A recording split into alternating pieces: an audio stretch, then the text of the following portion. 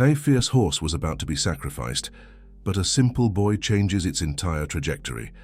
Labeled as an untamable beast, the horse was just waiting for its final day. But a boy, without strength or voice, decided to challenge it with bread, patience, and a different kind of gaze. Against all rules, a trust was born that no one believed possible. If this story interests you, don't forget to subscribe to our channel and tell us which city you're watching from. We'll continue. I promise this will be the best story you'll ever hear in your life.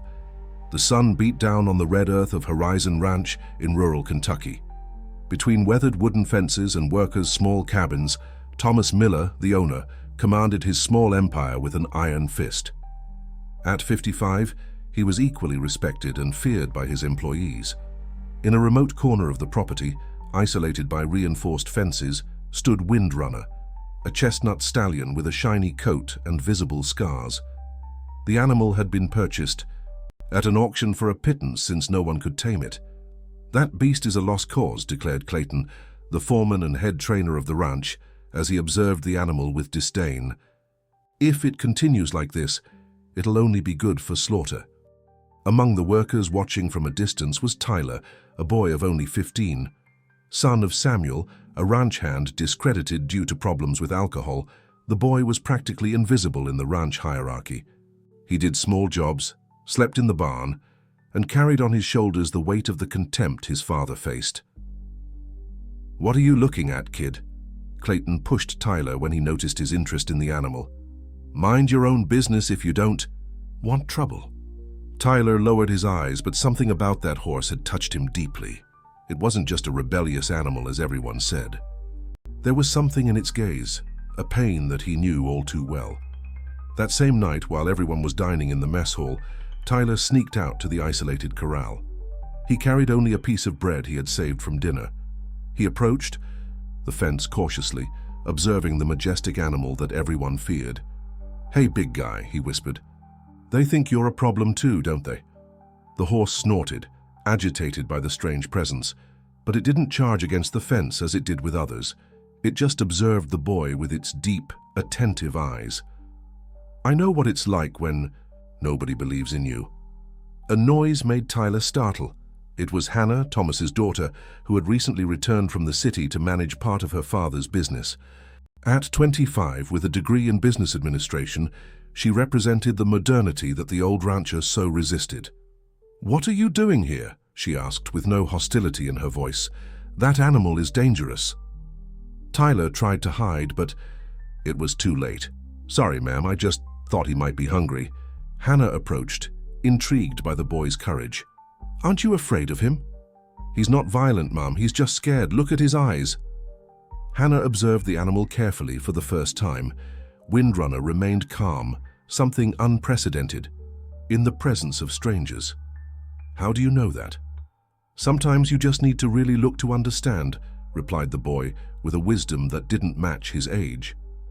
The moment was interrupted by the arrival of Richard, the newly hired veterinarian of the ranch and Hannah's suitor. His look of disapproval made Tyler step back. "Hannah, you shouldn't be here. And you, boy, do you have permission to be near this animal?" "I was just checking if everything was okay," Hannah defended herself. "And I discovered that we have a horse specialist that we didn't even know about." Richard smiled condescendingly. "Come now, Hannah. Don't confuse childish intuition with technical knowledge. Tomorrow we'll begin the breaking protocol. If it doesn't work, your father has already decided the animal's fate." The words hung in the air like a sentence. Tyler felt a lump in his throat. He knew well what that fate meant, and at that moment he promised himself that he would do something to change it, even if nobody believed in him. In the following 2 weeks, Tyler began to visit Windrunner every night, always in secret. He brought pieces of apple, carrot, and gentle words. Progress was slow but notable. The horse no longer became agitated in his presence, and on the 3rd night, it allowed the boy to touch its muzzle. During the day, the breaking attempts conducted by Clayton followed the traditional method: force, whip, and submission. The results were disastrous. Windrunner became even more skittish and violent after each session. "This animal is a lost cause," shouted Clayton after being thrown into way the mud for the third time. His helpers laughed discreetly, which only increased his fury. "Tomorrow I'll recommend to the boss to get rid of him." Tyler, who watched everything from afar while sweeping the stable, felt his heart tighten. He needed to do something, and fast. That night, Hannah found the boy again by Windrunner's corral. This time the horse was calmly eating a piece of apple from the boy's hand. "My God," she whispered, astonished. "How did you do that?" Tyler jumped in surprise, but kept his hand extended so as not to frighten the animal. "Miss Hannah, I just talked to him." Hannah approached cautiously. "In 2 weeks you've achieved more than Clayton did in a month. That's extraordinary, Tyler." The boy smiled timidly, not accustomed to praise. "It's just that they try to break the animal, but he only needs to trust someone." The conversation was interrupted by the harsh voice of Samuel, Tyler's father, who appeared staggering. "There you are, boy. You should be packing our things. The boss gave me an ultimatum today. If I show up drunk to work one more time, we're out." Hannah intervened. "Mr. Samuel, your son has a special gift. He managed to calm Windrunner." "Gift?" Samuel laughed bitterly. "The only gift this boy has is bringing me problems. Come with me now." The next morning, news spread around the ranch. Windrunner would be sold to a slaughterhouse. Thomas's decision was final. Tyler, desperate, ran to the main house, something he would never normally have the courage to do. "Please give me a chance," he begged the boss, who looked at him astonished by his audacity. "I can tame Windrunner." Thomas frowned. "And who? Are you to think you can do what experienced men couldn't?" Hannah, who was witnessing the scene, intervened. "Dad, I've seen what the boy can do. The horse trusts him." Richard, the veterinarian, entered the room at that moment. "This is absurd. A boy without experience cannot tame a dangerous animal like that." "I'm not going to tame him," replied Tyler with surprising conviction. "He's going to decide to trust me. I just need a week." Thomas, intrigued by the boy's boldness and his daughter's unusual defense, reflected for a moment. 1 week, not a day more. If you fail, the animal goes to slaughter, and you look for another job. When they left the main house, Clayton was waiting with a sarcastic smile. "I heard everything. Prepare yourself for humiliation, kid. That horse will destroy you." "Why so much anger?" questioned Hannah. "You should be rooting for his success." "Success?" Clayton spat on the ground. "This kid and his father are the scum of this ranch, and now he wants to make me look incompetent?" In the barn, Samuel awaited his son, worried. "Have you lost your mind challenging the boss like that? We're hanging by a thread here." "Dad, trust me. I know what I'm doing." "Trust?" Samuel gave a bitter laugh. "You're just like your mother, always dreaming of the impossible." The mention of his mother, who had left when Tyler was only 5, made the boy swallow hard. Everyone said she had run off with another man, abandoning them to their fate. But in the rare moments of sobriety, his father let slip another version, that she had been forced to leave after challenging the former boss. That night, Tyler spent more time with Windrunner. Under the starry Kentucky sky, he talked about his fears, about the mother he barely remembered, about the father who lost himself in drink, and about his dream of becoming somebody in life. "We're alike, you know," he whispered to the horse, which watched him attentively. "Nobody believes in us, but we'll show them, won't we?" Windrunner neighed softly, as if understanding every word. For the first time, Tyler dared more. He passed a loose rope around the animal's neck. To his surprise, Windrunner didn't resist. The first day of official training attracted practically all the workers from the ranch. Many came out of curiosity, others to mock the pretentious kid, as Clayton referred to Tyler. Even Thomas decided to watch, comfortably installed in a chair under the shade of a tree. When Tyler entered the enclosure alone, with only a loose rope in his hand, a murmur of apprehension ran through the audience. Windrunner seemed agitated with so many people watching. "Going to give up, boy?" provoked Clayton. "There's still time to get out of there with dignity." Tyler ignored the comments and focused only on the horse. He began to speak softly, as he did on previous nights. The animal neighed, agitated, but didn't charge at him. "He's wasting time," commented Richard to Hannah. This method has no scientific basis whatsoever. Not all knowledge comes from books, Richard, she replied, watching the interaction attentively. After 15 minutes of patience, Tyler managed to get close enough to touch Windrunner's muzzle. The audience watched in absolute silence. When the boy managed to pass the rope around the animal's neck without any resistance, spontaneous applause arose. "That was luck," scoffed Clayton. "Let's see him ride it." Tyler looked at Windrunner. It was too early to try this, but the pressure was great. Slowly, he approached the animal's flank and, with a smooth movement, supported himself on its back. To everyone's astonishment, Windrunner allowed it, remaining motionless as the boy adjusted himself. "Impressive," murmured Thomas, unable to hide his admiration. However, the moment of glory didn't last long. One of the ranch hands dropped a horseshoe, causing a metallic crash. Startled, Windrunner reared up, throwing Tyler to the ground. The boy fell hard, hitting his head. "I knew it!" exclaimed Clayton, satisfied. "This animal is untamable."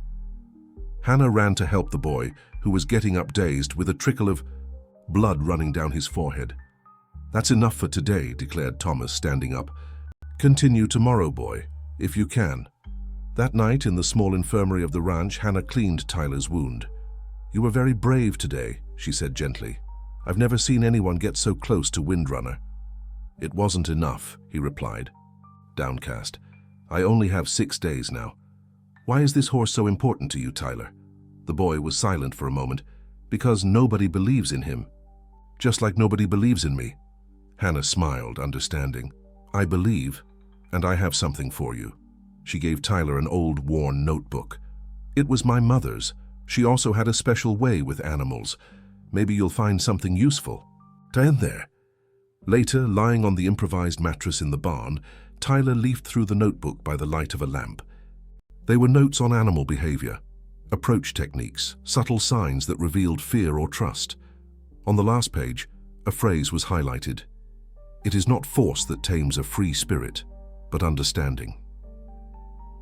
The next day, Tyler arrived at the enclosure with a new approach. Instead of trying to ride Windrunner immediately, he dedicated himself to trust exercises. He walked alongside the animal, stopped, backed up, always maintaining eye contact. Clayton observed from a distance, his face contracted. With anger, his prestige as head trainer was at stake.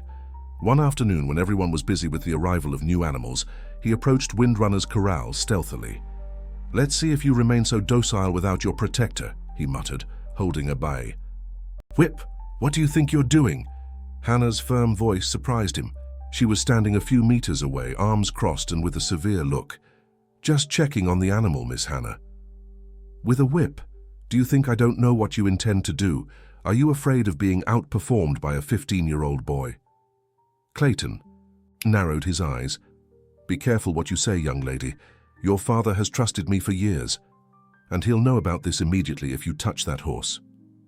On the 4th day, to everyone's surprise, Tyler managed not only to mount Windrunner, but to lead him on a brief ride around the enclosure.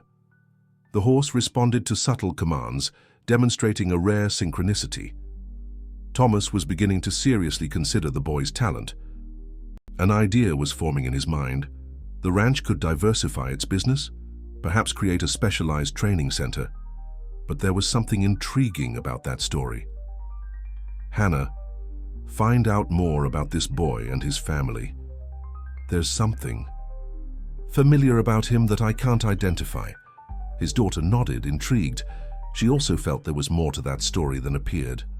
When she sought out Samuel to talk, she found him sober, a rare fact in recent years.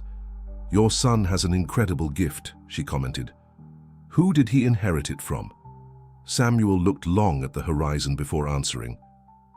"From his mother. Carmen had a way with animals that I've never seen matched." The name Carmen echoed in Hannah's mind like a distant bell. Carmen Winters had been a legendary figure at Horizon Ranch, even before Hannah was born. Her mother occasionally mentioned her in her notes, a woman ahead of her time, who challenged conventions with revolutionary methods of dealing with animals. "Carmen Winters was Tyler's mother?" asked Hannah, incredulous. Samuel nodded, his eyes watery. She worked here when we met. Your father never told you? No, he never talks about the past. There are good reasons for that, murmured Samuel, looking nervously around. I shouldn't be talking about this. Please, I need to know what happened to her. Samuel hesitated, decades of silence weighing on his shoulders. She didn't run away, as they say. She was forced to leave. She questioned cruel training methods, challenged the authority of your grandfather, the former owner of the ranch. One night she received an ultimatum: leave without her son, or both would be expelled without references, condemned to misery. My God, whispered Hannah, feeling the weight of that revelation. And my father knew about this? Your father had just taken over the ranch when it happened. He was more concerned with proving his worth than questioning the methods of the past. Meanwhile, in the corral, Tyler was making significant progress with Windrunner. The animal now responded to subtle vocal commands without the need for firm reins. Some of the younger workers began to approach, curious about the boy's methods. How do you get him to do that without using force? Asked Louis, a young ranch hand. It's trust, explained Tyler, caressing Windrunner's neck. I need to understand what he's trying to tell me, and he needs to trust that I won't hurt him. Clayton observed from a distance, his face contorted with anger. His prestige diminished each day while respect for the boy grew. That afternoon, he sought out Thomas in his office. Boss, we need to talk about the boy. Go ahead, Clayton. I also want to talk about him. I know the kid has impressed everyone, but this is temporary. I know a rancher in Arizona interested in Windrunner for breeding. He's offering good money. Thomas observed the foreman with interest. I thought you considered the animal untamable. Well, Clayton hesitated. Maybe I exaggerated. With the right method. The boy's method, you mean? Clayton swallowed hard. That's not a method, it's a trick. In a few weeks, the animal will be uncontrollable again. Thomas reflected for a moment. The proposal is interesting. Schedule a visit from this buyer for next week. Hannah, who was passing by the hallway, heard part of the conversation. She ran to warn Tyler, finding him in the stable where he was making notes in an improvised notebook. They're planning to sell Windrunner, Tyler, she said, distressed. Clayton convinced my father. The boy paled. But I have only one day left to complete my test week. I know, but the sale will only happen next week. We have time to prove the value of your work. Tyler was silent, thoughtful. I need to do something big, something that no one can ignore. What do you have in mind? A public demonstration, not just with Windrunner, but with other horses considered problematic. Hannah smiled, admiring the boy's courage. I'll help you. And there's something else you need to know, Tyler. About your mother. The boy's face lit up. You knew her. Not personally, but she was famous here. Carmen Winters, right? I discovered that she didn't abandon you and your father. She was forced to leave to protect you. The words hit Tyler like lightning. All his life he had believed that his mother had abandoned them. The pain of that belief had shaped his character, his distrust in the world. How do you know this? Your father told me, and I found more information in my mother's diaries. Carmen was a pioneer, Tyler. She developed training methods based on mutual respect, not submission, exactly as you do instinctively. Silent tears ran down the boy's face. Is she alive? Do you know where I can find her? I don't have that information yet, but I promise to help you find out. That night, Tyler couldn't sleep. The revelation about his mother had transformed everything he thought he knew about his life. Sitting next to Windrunner under the starry sky, he shared his feelings. She didn't abandon us, Windrunner. She was forced to leave to protect us. The horse snorted softly, as if it understood. The next day, the last of the test week, Tyler requested a formal audience with Thomas. Nervous but determined, he entered the office of the main house. Mr. Miller, I know about the buyer interested in Windrunner. Thomas raised his eyebrows, surprised. I see that news travels fast on the ranch. I ask for an opportunity before you make your decision. A public demonstration, not just with Windrunner, but with other problematic animals. And what would be the purpose of this? To prove that my method works, that Horizon Ranch can become a reference in humanized training, attracting new clients and appreciation. Thomas leaned back in his chair, intrigued by the proposal and the maturity of the boy. Interesting. And where did you learn these methods, Tyler? I believe I inherited them from my mother, sir. Carmen Winters. The name Carmen Winters provoked an unexpected reaction in Thomas. His hands trembled slightly, and a heavy silence took over the office. You know, he murmured almost to himself. You know about Carmen. I only know that she was my mother, and that she didn't leave us voluntarily, replied Tyler, noticing the rancher's disturbance. Thomas stood up and walked to the window, his back to the boy. Your demonstration, when do you plan to hold it? In 3 days, sir, enough time to prepare everything and invite important people from the region, including this buyer that Clayton mentioned. Especially him. I want everyone to see what we can do here. Thomas turned, facing Tyler with an enigmatic expression. 3 days, then. You'll have your chance. The news of the demonstration spread quickly through the ranch. Clayton was furious but couldn't go against the boss's decision. Hannah, enthusiastic, helped Tyler with the preparations, sending invitations to ranchers, breeders and trainers from the region. My father seems different since you mentioned your mother's name, she commented as they prepared the arena for the event. As if he were seeing a ghost. Do you think he knows where she is? It's possible. Maybe after the demonstration we can find out more. On the eve of the big day, an unexpected storm hit the region. Lightning cut across the sky, and the sound of thunder frightened the animals. Tyler ran to the stable where Windrunner was, finding him agitated, neighing in fear. Easy, friend, I'm here, he whispered, caressing his neck. Samuel appeared at the door, drenched by the rain. Tyler, we need to reinforce the barn roof. It's about to collapse. The boy hesitated, not wanting to leave Windrunner alone in that state. Go, a female voice emerged behind them. It was Hannah. I'll stay with him. Under the torrential rain, Tyler and other workers struggled to save the barn. It was then that a deafening crash echoed through the place.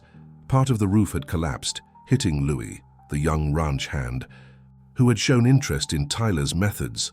He's trapped, someone shouted. Without thinking twice, Tyler ran to the spot.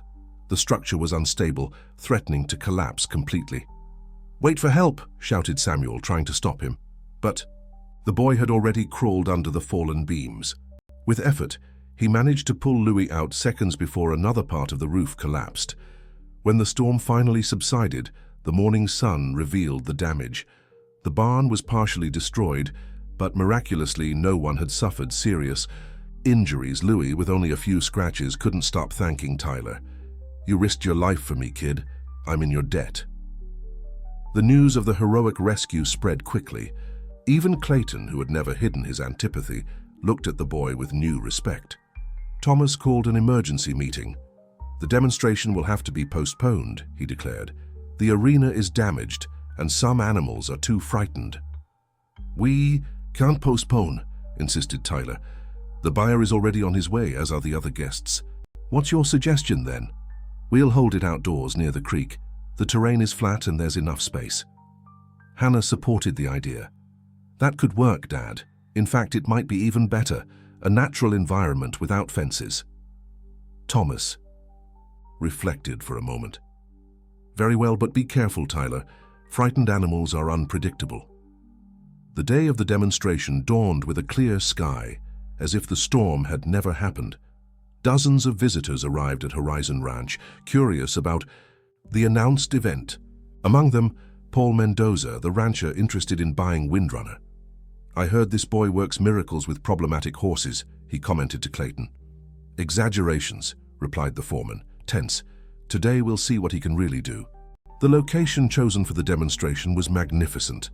A wide clearing near the creek, with mountains in the background. Chairs were arranged in a semicircle, and a small platform was improvised for Thomas to make the opening. Ladies and gentlemen, welcome to Horizon Ranch. Today we will witness a special demonstration conducted by Tyler Winters, a young man who has revolutionized our training methods. Murmurs ran through the audience. Most expected an experienced trainer, not a 15-year-old boy. Tyler entered the improvised arena, followed by Windrunner, without reins or halter. The horse followed him voluntarily, like a faithful friend. The audience watched in absolute silence. "This is Windrunner," Tyler introduced. A few weeks ago he was considered untamable, violent, destined for slaughter. Today he is my partner. To demonstrate, the boy performed a series of synchronized movements with the animal. Windrunner responded to subtle commands, changed direction, stopped and backed up, all without force or intimidation. "Impressive," murmured Paul Mendoza. "The horse seems to read his thoughts." Clayton observed, his face an indecipherable mask. When Tyler led Windrunner in a harmonious gallop around the arena, spontaneous applause arose. "Now," announced the boy, "I would like to introduce some animals that we began training this week." 3 horses were brought by helpers. One of them, particularly nervous, belonged to Paul Mendoza. "That's Thunder," exclaimed the rancher. "No one has been able to ride him for months." "With your permission, sir, I'd like to try," said Tyler, approaching the animal. Everyone held their breath when Tyler approached Thunder, Paul Mendoza's notorious horse. The animal became agitated, neighing and stamping its front hooves on the ground. "Be careful, boy," warned Paul. "He has already injured 3 experienced handlers." Tyler remained calm, speaking softly as he approached. He made no sudden movements, nor tried to impose his presence. He simply existed in the same space as the animal, respecting its boundaries. "Hello, big guy," he said in a low voice. "I know you're scared. That's okay." To everyone's astonishment, in less than 10 minutes, Thunder allowed Tyler to touch its muzzle. In 20 minutes, the boy managed to run his hand along its neck. At the end of half an hour, to the delight of the audience, Tyler was sitting on Thunder's back, which remained serene. Paul Mendoza stood up, applauding enthusiastically. "Extraordinary. I've never seen anything like it in 40 years of dealing with horses." The demonstration continued with the other animals, all responding positively to Tyler's gentle techniques. When it ended, an ovation took over the place. Ranchers approached, wanting to know more about the methods, interested in bringing their own problematic animals. "I'm no longer interested in buying Windrunner," declared Paul to Thomas.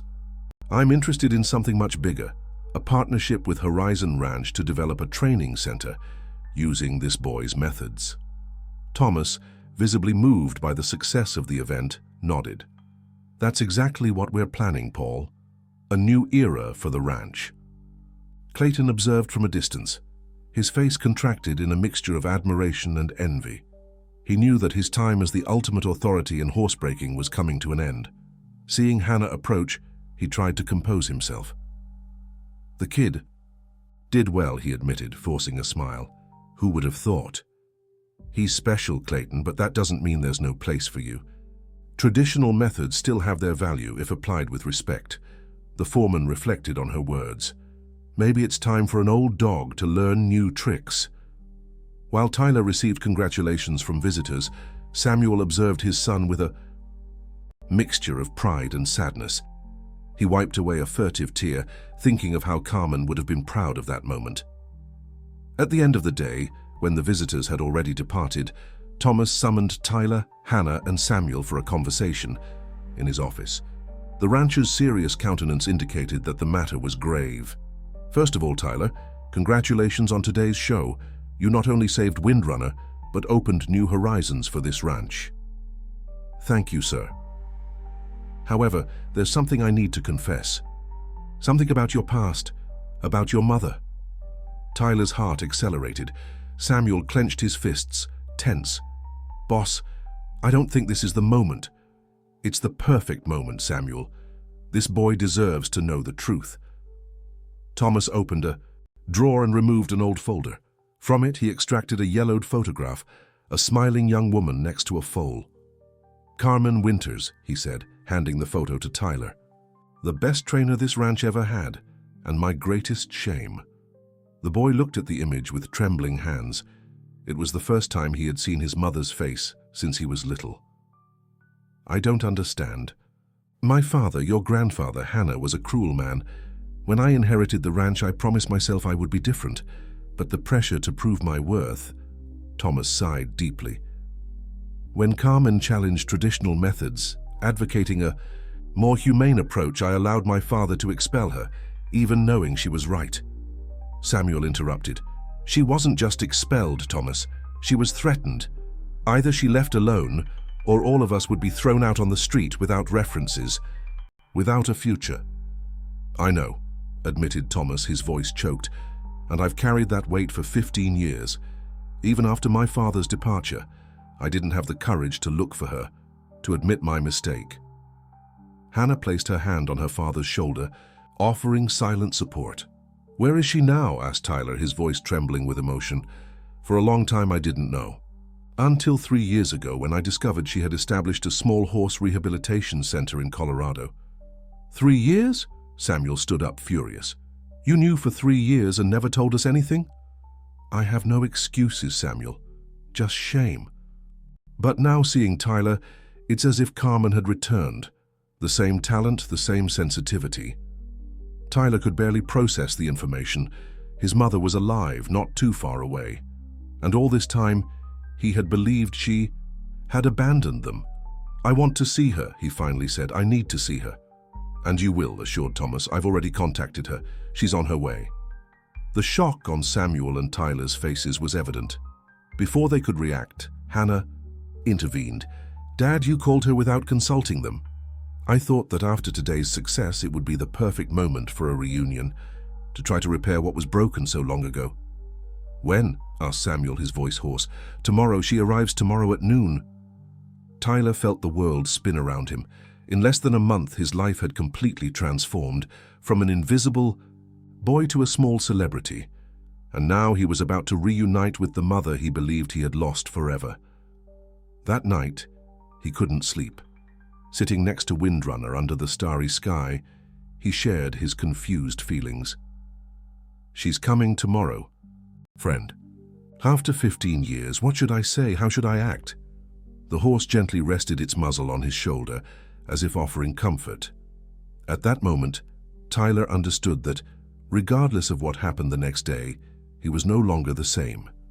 Insecure and invisible boy as before, he had found his voice, his purpose, and that no one could take away from him. The next morning dawned with a soft mist covering Horizon Ranch. Tyler had spent the night awake, alternating between anxiety and expectation. Samuel, in turn, oscillated between the anger contained for so many years of secrets and the nervous hope of seeing Carmen again. "Are you okay, Dad?"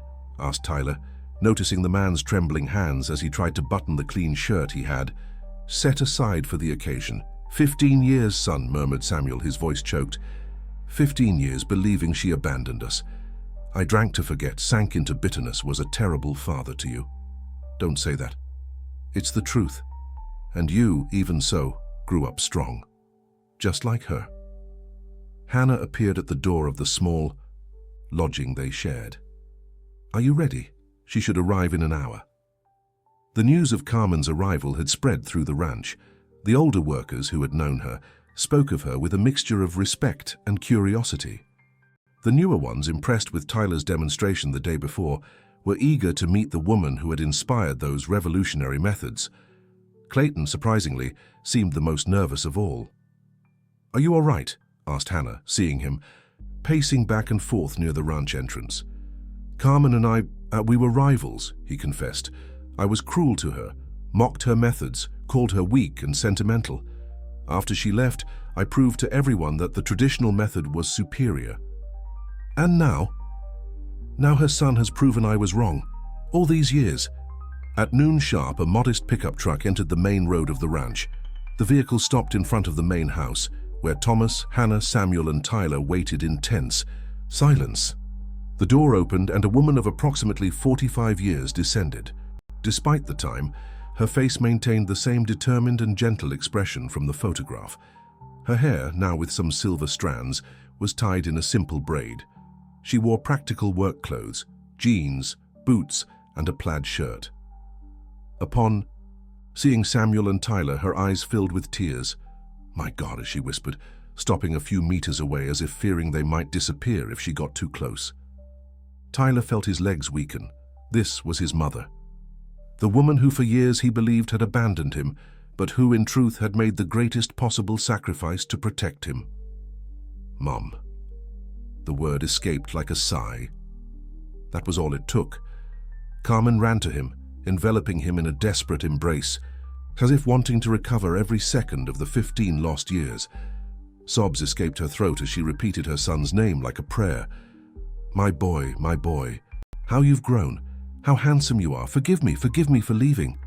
Samuel observed the scene a few steps away, silent tears running down his marked face.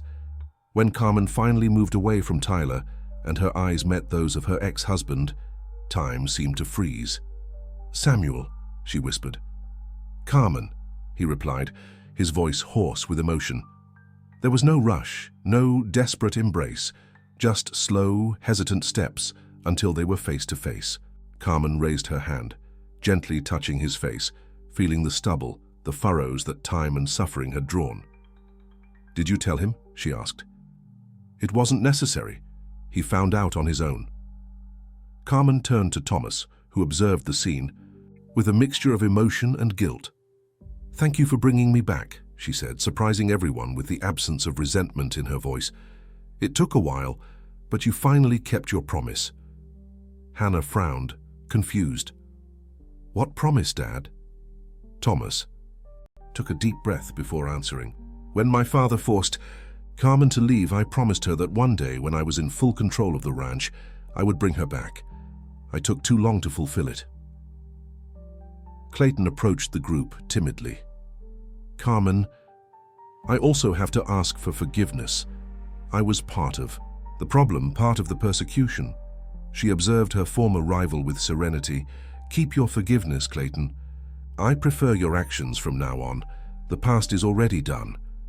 After the first emotional moments, Carmen asked to see Tyler's work. She was led to the stable where Windrunner rested. As she approached, the horse raised its head, curious. To everyone's surprise, Carmen began to speak to the animal in a low, almost melodious tone, identical to the one Tyler used. "It's incredible," commented Hannah. "Same method, same approach without ever having seen each other." "It's more than technique," replied Carmen, caressing Windrunner's neck. "It's a way of seeing the world, of respecting life in all its forms. You don't teach this. It's transmitted through blood, through example." After meeting the other animals, Carmen was taken by Thomas to see the land near the creek. "This place was always special to you," he commented. "Here I dreamed of building a training center, away from brutal methods, a space of true connection between humans and animals." "And that's exactly what we want to do now," affirmed Thomas, "with you if you accept." Carmen looked long at the horizon before answering. "It won't be easy. There are many open wounds, Thomas, many lost years." "I know that. I don't expect to erase the past, just build a different future." That night, gathered on the porch of the main house, Carmen told about her life in the last 15 years. How she had started from scratch in Colorado, rescuing mistreated horses, developing her method, slowly gaining recognition. "I tried to find you several times in the first years," she confessed to Samuel and Tyler. "But the threats were real. If I returned, everyone would suffer the consequences." "And when old Miller died," asked Samuel, "I only found out 3 years ago. And even then I didn't know if you were still here, if you would receive me well." Tyler held his mother's hand. "We always waited for you, even without knowing."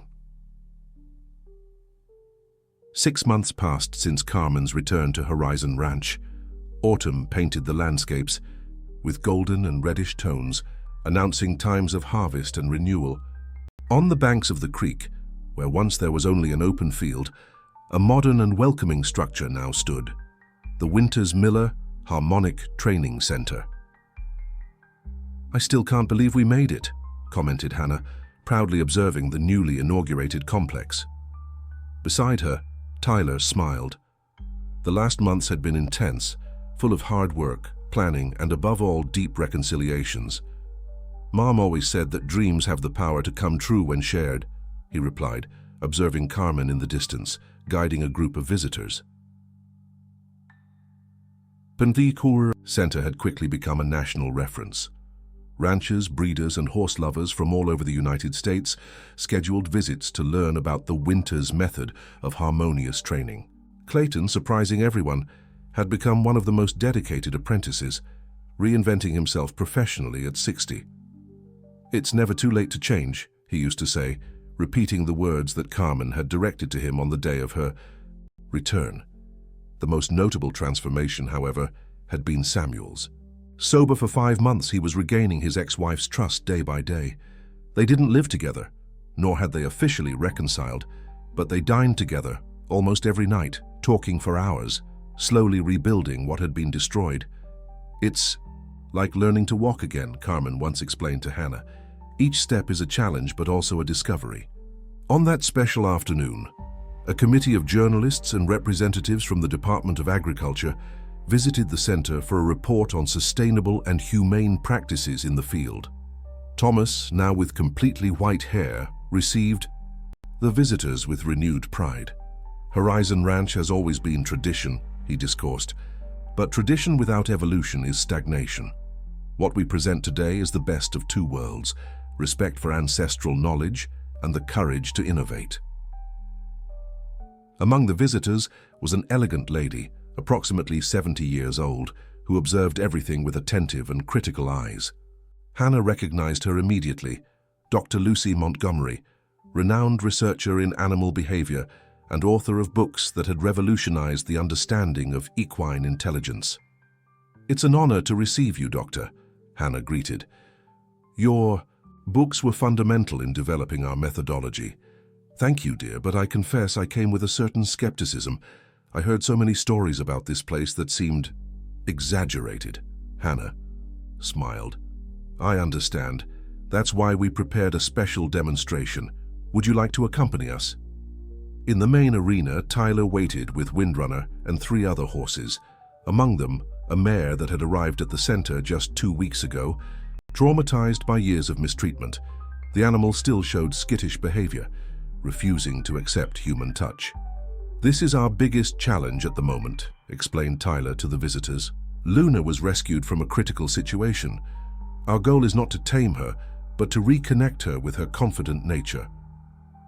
"Impossible," murmured one of the department representatives. "An animal with such deep trauma never fully recovers." Carmen, who had joined the group, smiled serenely. "It's exactly this kind of certainty that limits us, sir. Observe." Instead of approaching Luna directly, Tyler led Windrunner to her. The majestic chestnut, once considered untamable, calmly approached. The traumatized mare. There was no direct human intervention, just the silent communication between the two animals. To everyone's astonishment, after a few minutes, Luna began to visibly relax. Windrunner remained by her side, like a protector, a translator between worlds. "Extraordinary," whispered Dr. Lucy. "He's using an animal as an emotional mediator.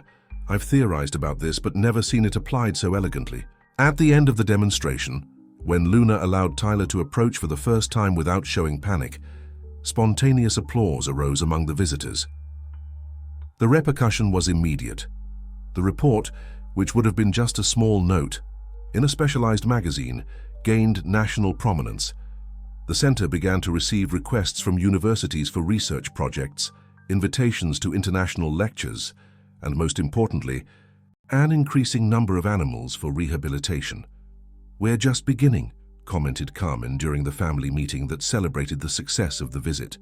"There's still so much to do." Samuel, seated by her side, gently took her hand. "But this time we'll do it together, if you allow." The look they exchanged was worth 1,000 words. Later, Tyler walked with Hannah through the ranch fields, under the starry sky that had so often been his only confidant. "You know what impresses me most about this whole story?" he asked, thoughtful. "What?" "How something that seemed so tragic ended up transforming into something so beautiful. If Mom hadn't been forced to leave, if I hadn't grown up feeling her absence, maybe I would never have developed this special sensitivity with animals. It was my way of filling the void." Hannah reflected on the young man's words. Sometimes the greatest wounds transform into the greatest gifts when we have the courage to face them. In the distance, they spotted Thomas talking with Dr. Lucy on the terrace of the main house. The researcher had accepted the invitation to stay a few days at the ranch, fascinated by the methods developed there. "Your father seems 10 years younger," observed Tyler. "Guilt is a heavy burden." Finally, he was able to set it down. The next morning, Carmen found Tyler in the stable, organizing his notes. Over the months, the boy had developed a meticulous system of recording behaviors, patterns, and responses, creating what would be the written basis of the Winters method. "Your father proposed to me last night," she said without preamble. "Again." Tyler smiled, showing no surprise. "And what did you answer?" "Again. That we need time, that the wounds are still healing." "And are they?" Carmen observed her son with emotion, how he had grown, how he had become wise. "They are, yes, faster than I imagined. Your father has changed, Tyler, and so then maybe it's time for a new beginning, for all of us." That afternoon, gathered under the shade of the large oak that dominated the central courtyard of the center, the extended family celebrated not only professional achievements, but rebuilt bonds. Samuel, sober and confident; Carmen, finally at peace with her past; Thomas, redeemed from his mistakes; Hannah, realizing her mother's dream; and Tyler, the catalyst for all that transformation. "I propose a toast," announced Thomas, raising his glass of juice, "to new horizons." "To new horizons," they responded in unison. At dusk, Tyler mounted Windrunner without saddle or bridle and rode to the top of the hill that dominated the ranch landscape. From there he could see the center, the main house, the verdant pastures, the meandering creek. He could see the past and glimpse the future. From his pocket, he removed a small object that he always carried with him, a button from his mother's shirt, the only physical memento he had kept during the years of separation. Now he no longer needed objects to keep her memory alive. "Thank you, friend," he whispered to Windrunner, caressing his neck. "Without you, none of this would have been possible." The horse neighed softly as if it understood, and maybe it did understand. After all, wasn't that the essence of what they had discovered together? That true connection transcends words, methods, and techniques, that when two beings meet in mutual respect, something magical happens. It was a lesson that now they would share with the world. A legacy that would surpass generations. The story of a boy and a horse who together transformed pain into purpose and fear into hope. And as the sun set on the Kentucky horizon, painting the sky red and gold, Tyler knew